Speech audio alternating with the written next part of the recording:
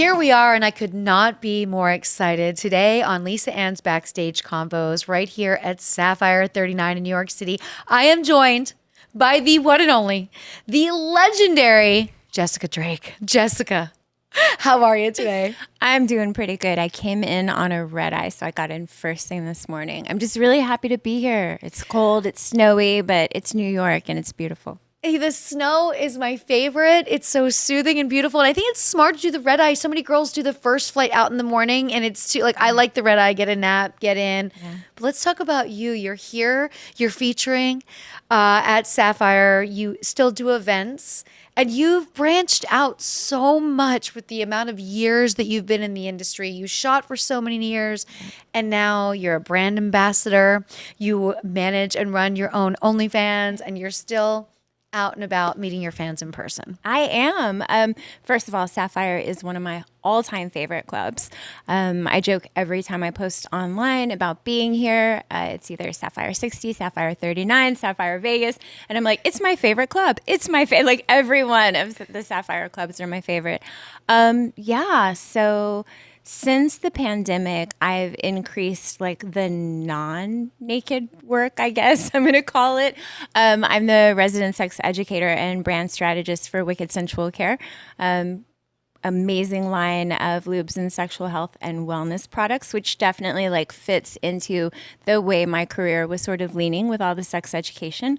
But it's really still all about the fans, and I love every single chance that I get to be naked on stage in laps. Like I say, I'm a full contact sport when it comes to feature dancing, and it's going to be fun. It's going to be a lot of fun tonight. How often do you have conversations in your OnlyFans? You know, as a sex educator, I find you probably have a lot of people coming to you, a lot of guys coming to you and asking you the simplest little questions. How do I do this? What do I do? And so they get to have this back and forth with you. How often does this take place on your page? So on my OnlyFans, I try to keep it more sexual instead of sexual health, because if I were to only take sexual health and wellness questions, I would literally be on all day long. So I try to divert them to when I do a Q&A on my Instagram, or I take over Wicked Sensual Care's Instagram. It does happen a lot. And also I do like online workshops and presentations, and I work with other like retail stores. So I try to keep them focused in that area, and I try to make OnlyFans for like, look at me, I'm naked type thing. You know, like let Here are my feet. Yeah. Here are my feet. Okay. Here are my feet. Like let me get you off here. Yep. And then let me teach you how to get off, or how to help your partner get off over here in these areas. So the separation, it didn't really happen at first. When I first started my OnlyFans, I was trying to balance back and forth. But I really worked it out, because just so many people want to see video content. So many people want to buy customs. So many people want to like sext with me, basically. So I just like a little separation.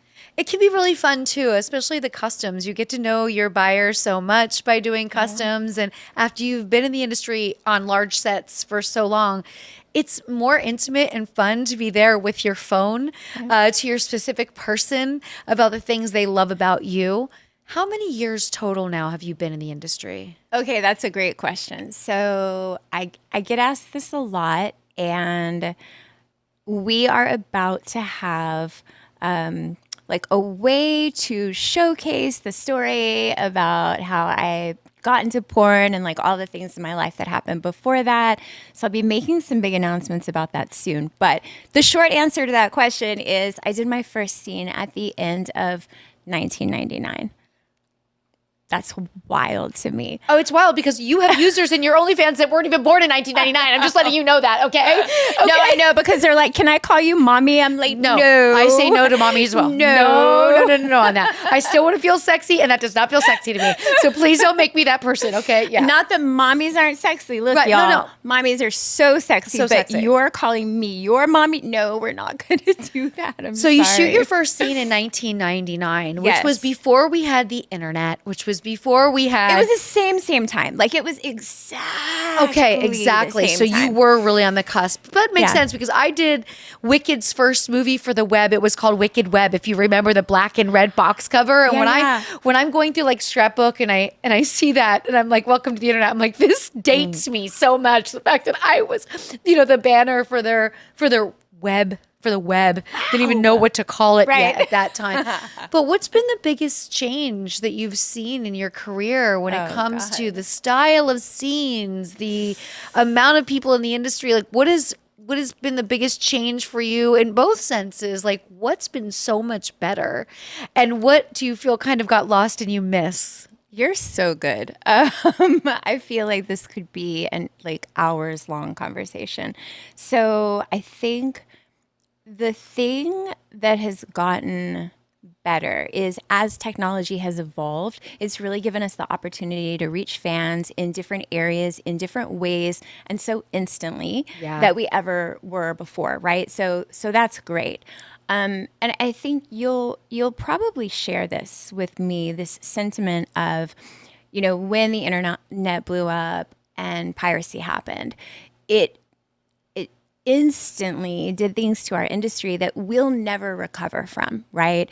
At the time, I was a contract performer for a big company, and it wasn't uncommon to have a $200,000 budget, a $300,000, a $400,000 budget for these big movies. And it became ridiculous for us to continue doing that when the movie could just barely be coming out and it was already pirated everywhere. So I think the thing that sucks the most about where we're at right now is that we have generations of people who don't think that porn is a commodity to pay for and don't realize like how many people there really are behind it. I think they imagine, porn's the easiest thing in the world. All you have to do is have sex, lay on your back. And that's so far from the truth, as I'm sure that you know. But the thing that I'm grateful about is just having the sheer longevity in this industry. And I know that I come from a big place of privilege when I say that. I didn't get shot out, and when we were, so I'm a little bit after you, but not by much. Nope. So back then it was like, you're gonna get shot out if you do too much or work for too many people. That doesn't happen anymore. Now it's all about. I feel like it's all about what do I want to do? What are ways that I want to showcase myself? The content platforms where we own our own content and we are creators ourselves. I think that's key right now because we work with who we want to work with. We do what we want to do. We use the type of protection that works for us and we own it and it's ours and it's our money. So I think that was really a pivotal time in our industry too. Yeah, going back to the what you miss, like I remember just no more craft services. And I remember sets went from 60 people and you loved them all. You looked forward to seeing them all, your lighting crew. And I remember being on a lot of large Wicked sets. So I know the big, and you got to know all these people and it was like really social, it was like a little summer camp vibe and it just got so small. And I remember my first couple shoots where it was like, me and Jules and the talent, on a handheld. And I'm like, well, this is weird. I was like, it was so, I didn't feel as special. You know what I mean? I felt, but then I understood it and I got it and it was quicker. But I also had that kind of remorse for not having those interactions with all of those people that I knew just lost their jobs completely. Yeah. We could still work. Craft services was no longer getting hired, but there wasn't wardrobe people on set. Remember, we used to have hair and makeup. Yes. And separate. Yeah. Okay. And a stylist. Oh, yes. Yeah. Okay. And you remember the Emma days when Emma would do your makeup, you would go and make a plan to do a million extra things that day. Your girlfriends are going out to dinner. Your makeup looked so good it could stay on for 2 more days. I would sleep in it. Yes, I would not wash that makeup off. And also, Emma Nixon, famous makeup artist. Yes.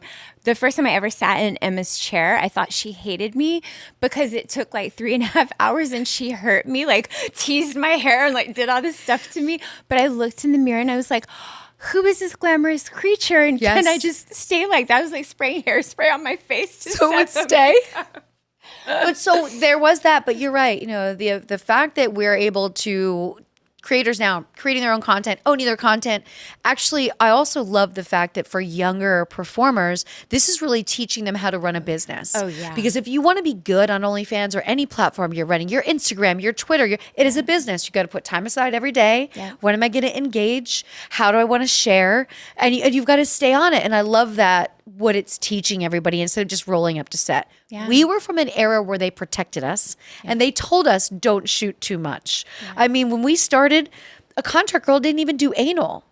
Now a girl gets this one did. Yeah, but But yeah. in time, but now you get in the business, it's one of the first things you do. So those transitions have been interesting to watch. What do you think it is with you that has been all about the longevity of, I mean, your body has always been amazing. You have always been beautiful, but it takes more than that to have that kind of resilience in this industry.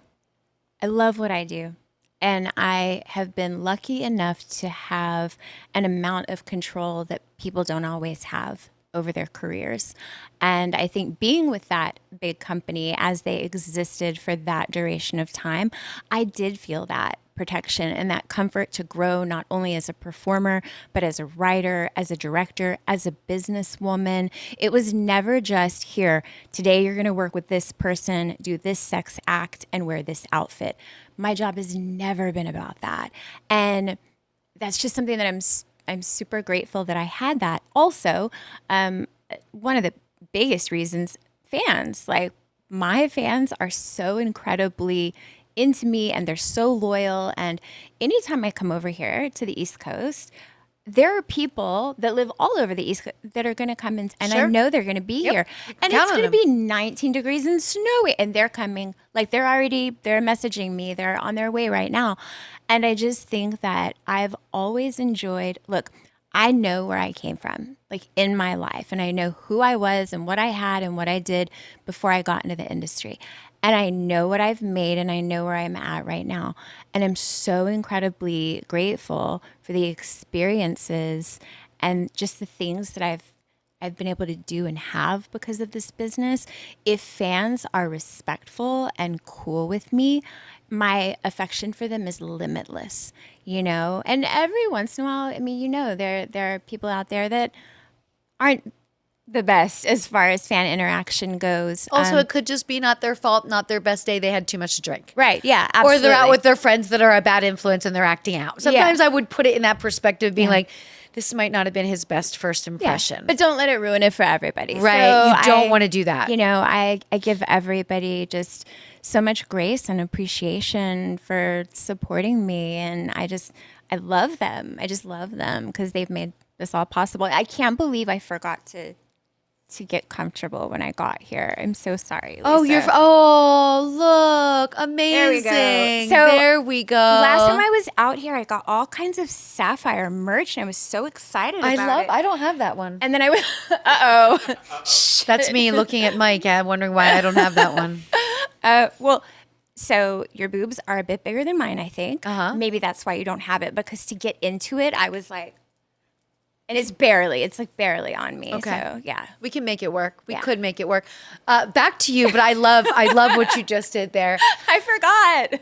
When you talk about fan interactions, have you had any wild ones? Guy gets up on stage, you don't even know where it came from. Like in the moment of being an entertainer and you're working this room. And I think what people don't know is what it's like to be in that space. You're excited to be out there. You're also monitoring everything going on. Did the DJ play the right song? Are the lights right? You know, where are my people that I like? And then something random will happen. And it could even be something as simple as those stages that are high and someone spills a drink on it. And you're like, okay, in your mind, you're like, still want to keep the show going. Nothing's going to change. Got to work around that area. Got to dance over here. Wait till someone mops that. Has anything wild ever happened? You sum that up so accurately. My brain is always just, I feel like my brain is a hamster on a wheel when I'm on stage sometimes because I'm trying to remember all these things. But all I really want to do is just get naked and throw myself at people. That's my show in a nutshell. I mean, I have cool outfits. I've got great theme music, but just get me naked and let me get on someone. I would have to say that one of my wildest on stage fan interactions, there's two really big ones. When I give out merch, and I bring a ton of merch to this day, I still bring a ton of stuff to give away. Fleshlights hurt people if you hit them in the head. You might know this already. They're very heavy. They're very weighty. It's obviously it's something like it's like not a t-shirt cannon item. You don't put a fleshlight in a t-shirt cannon. No. Have you thrown a fleshlight from the stage? Indeed, I have. Also at Sapphire. So one of the interactions. You know what? Actually, I think all three of these interactions involve fleshlights. So once I threw one out to the crowd and two people got into a fist fight over a fleshlight. Over your vagina. I mean, that's pretty rewarding. I mean, talk about fighting over me. You're not even just fighting over me as a human being. You're just fighting over my vagina. In a box. In a box. So there was that. And I felt really bad because like all of a sudden the club parted like this and everybody's brawling and tables are getting knocked over and I'm on stage like, yeah. And then I went, uh-oh. Like, oh, this shit. I'm like, I have another one. I have another one in the back. Damage. So there was that. Another time I was, I do a little crowd control, not that time, but I do a little crowd control when I do giveaways and I'll be like, make the left side make noise, and the right side make, and go back and forth, whatever. So I'm doing that. And in the midst of doing that, I have like probably a bachelor party and they all stand up and they all drop trowel and they all start spanking one another. But like there's balls everywhere. I'm like, y'all, I'm the naked one here, not you. So I just went like this. I covered my eyes and I just threw the fleshlight in their general direction. That's when somebody got hit in the head. I don't know who I left. I just left. And that is incredibly bizarre. And by the way, that was a planned out dare between these guys. And they were giggling the whole way to wherever the club was. Yeah. We're going to do this. And we're going to do this when she's on stage. They've never forgotten it, nor have you. Nor have I. Hairy asses and all. Like it was just all out there for everyone to see. No guy wants to see that. And then the third wildest thing that's ever happened to me on stage with a fan, I was, again, giving out merch. And the DJ was helping people along and they were like, then this is going to go to the loudest guy. And this is going to go to the guy that runs up to the stage and throws money. This is going to go to the guy that does something. So this guy who had been sitting at my stage all night jumps up on the chair, takes off his entire prosthetic leg and starts waving it around and beating it on the stage. You could have all my giveaways. I had no words. You could have just gone to the back and given him everything else you brought for the rest of the weekend. I took my little stack of merch in my champagne bucket there and I just carried it over to him. And I was like, I dumped it out. I was like, I would have given you stuff anyway, but all right then. Yeah, those are three really memorable and very different experiences. But I mean, I had a guy in Wisconsin in the middle of nowhere. He had a service dog, and I just remember thinking it was a pug.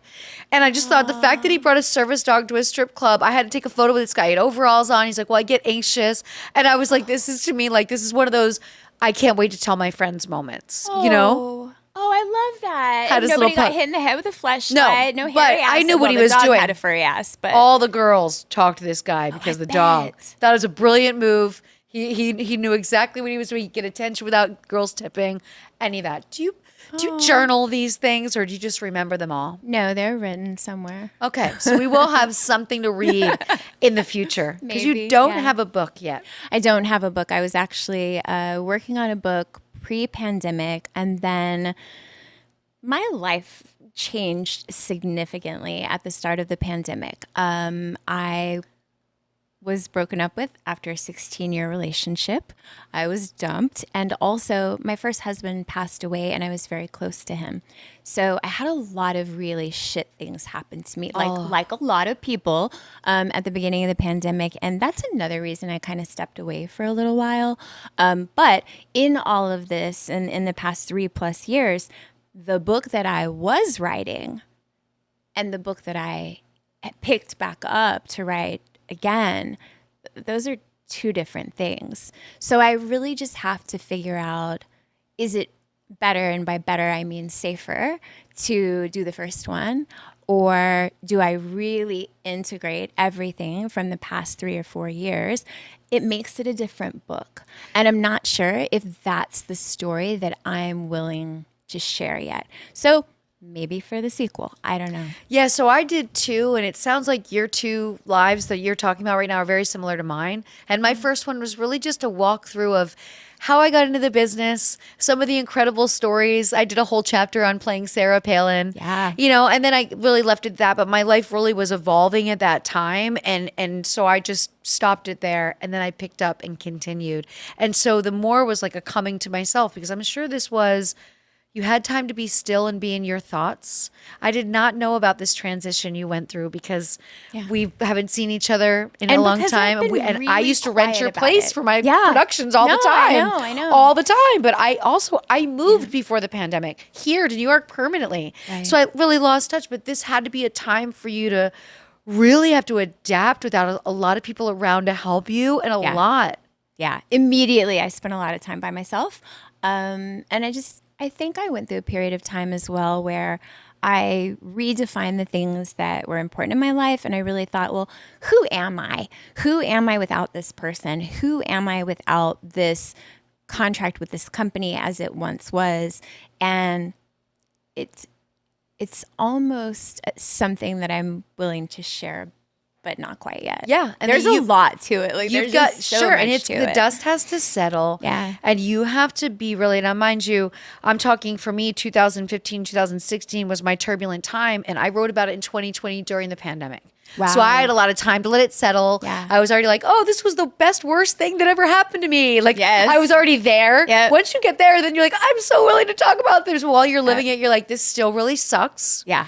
But it's a smart question to ask yourself, who am I, and who am I without this situation? We know who we are in so many roles of our lives, and especially as the public version that we are.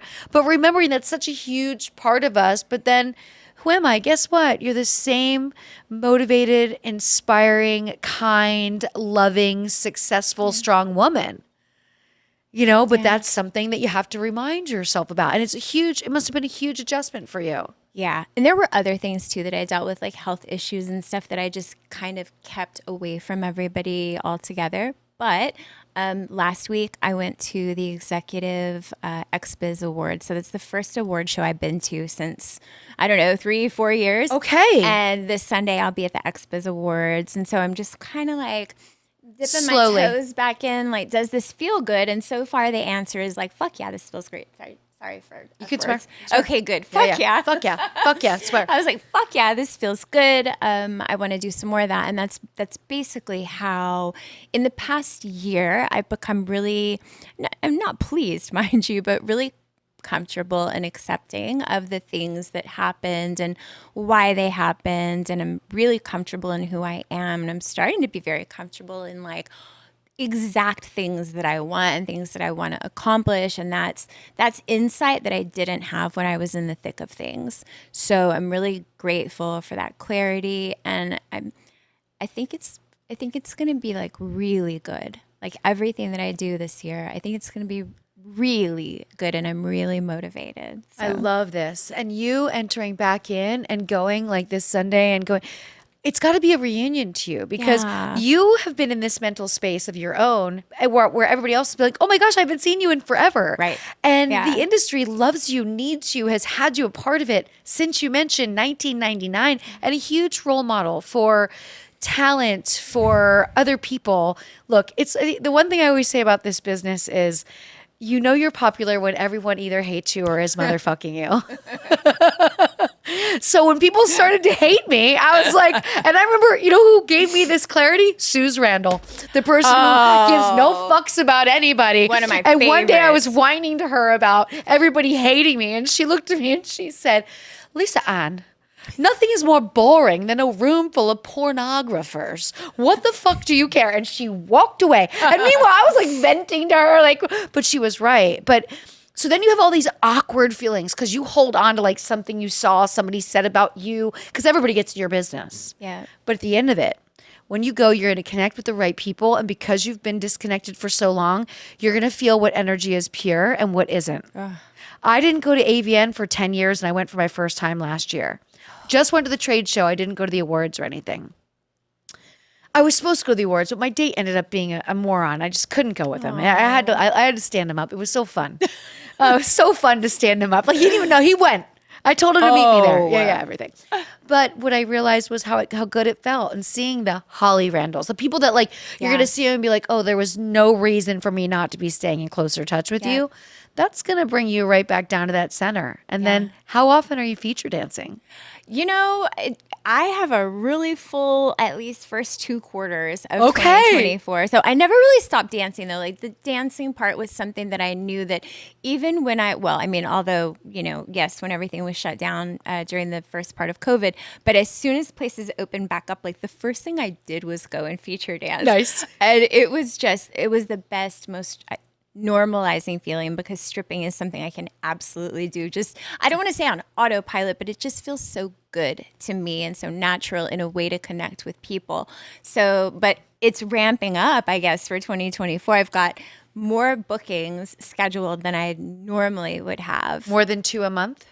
No, not more than 2 a month, but that's on me because I'm also doing an office job. So like I'll have my laptop in the dressing room and like trying to answer work emails, and then I'll be getting ready to go on stage and get naked. So it's a lot. I wear a lot of hats. It's a balance, but you love it. And no pants. Great. Lots of hats, no pants. 2024. That right there is how we have to end this. Lots of hats and no pants. With those no pants, your OnlyFans, is it also the Jessica Drake? It's Jessica Drake. Jessica Drake. OnlyFans.com/Jessica Drake. And Instagram is Jessica Drake. It's Twitter that's the Jessica Drake. The Jessica Drake. I was trying to memorize these things because I remember how hard I fought to get everything to match, and it's not easy. Yeah, it's really hard. This was such a pleasure, and I'm so excited that you're like just kind of putting your toe in where you want to right now, and that we've reconnected. Everybody, make sure you show as much love as you can to this woman, because she's shown love to the world for years, since 1999. Amazing. Jessica Drake, thank you so much for joining. And thank all of you for being right here with us. Don't forget to check out your local Sapphire. If you're in New York City, you got 3 locations to choose from. But if you're traveling, you're going to Vegas, you got to go to the big club right out there. So check out the Sapphire locations. And thank you for joining us for another episode of Lisa Ann's Backstage Convos.